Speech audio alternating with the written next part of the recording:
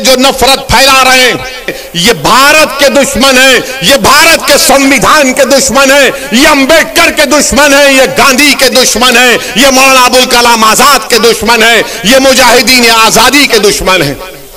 ये भारत है जिसको आपको समझना है, ये वो भारत नहीं है जिसको हमारे बुजुर्गों ने अंग्रेजों से आजाद करवाया था।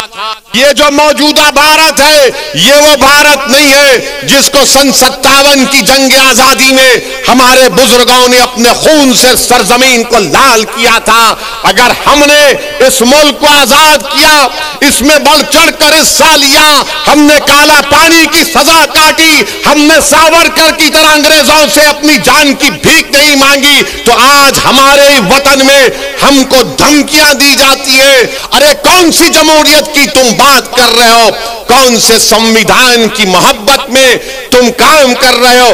बताओ नरेंद्र मोदी, बताओ अमित शाह, आज तुम्हारी नाक के नीचे खड़े होकर भारत की सबसे बड़ी अक़लियत मुसलमानों से इस तरह की धमकियां दी जा रही हैं। ये भारत जो हमारा देश है, हमारा वतन अजीज है, इस भारत का कोई मजहब नहीं है।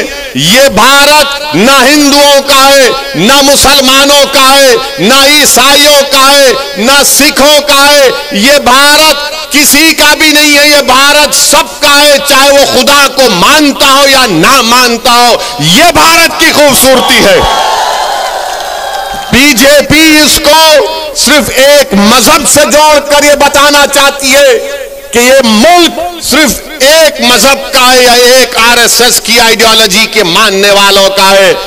आरएसएस वालों, तुम क्या एक मिसाल पेश कर सकते हो कि मुल्क की जंग आजादी में तुम्हारे कौन से लोगों ने अंग्रेजों के खिलाफ आजादी में हिस्सा लिया?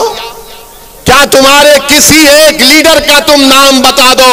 अरे तुम तो अंग्रेजों से मिले हुए थे। तुम्हारे उस वक्त के सरसंघचालक ने कहा था, तुम्हारे उस वक्त के सरसंघचालक ने कहा था कि आजादी की लड़ाई में हिस्सा मत लो। नाम लो मैं उनका। मेरे अजीज दोस्तों और बुजुर्गों, आज आरएसएस भारत के मुसलमानों को देशभक्ति सिखा रही है। जब जरूरत थी अंग्रेजों के खिलाफ लड़ने की तो आप तो खामोश बैठे हुए थे।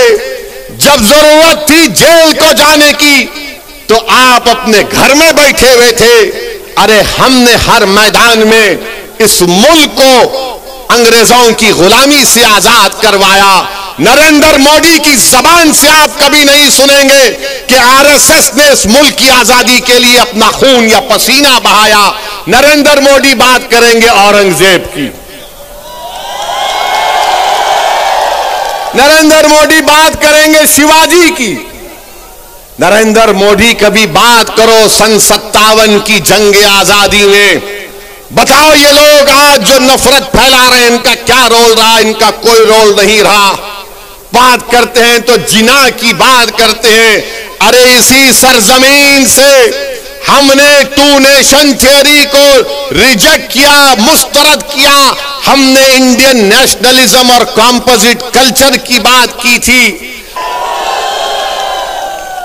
तुमको अगर गांधी से मोहब्बत है तो भारत के मुसलमानों से ही मोहब्बत रखो, क्योंकि गांधी ने भूख हड़ताल की थी पार्टीशन के वक्त, जब मुसलमानों को काटा जा रहा था फसादात में।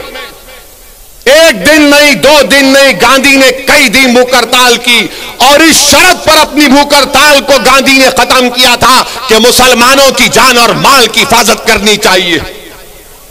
कुतुबुद्दीन बख्तियार काकी के आस्थाने को जला दिया गया था। गांधी ने कहा कि उसको बनाना पड़ेगा तब मैं भूख हड़ताल खत्म करूंगा। अरे गांधी से मोहब्बत है तो मुसलमानों से नफरत क्यों है? तुमको बताओ हमको। मेरे अजीज दोस्तों और बुजुर्गों, ये बात को आपके सामने इसलिए बयान कर रहा हूं ताकि ये जो रात अंधेरी है, मैं पिछले 5 साल से कह रहा हूं, मेरी तकारीर उठाकर देख लो कि अंधेरी रात लंबी रहने वाली है। ये अंधेरी रात लंबी रहने वाली है। याद रखो मेरी इस बात को। हां, इस अंधेरी रात में सेकुलर जहन रखने वाले हमारे हिंदू भाई आज भी हैं, जो अंधेरी रात में जुगनू की तरह चमक कर कुछ उम्मीद की शमा जलाए बैठे हैं।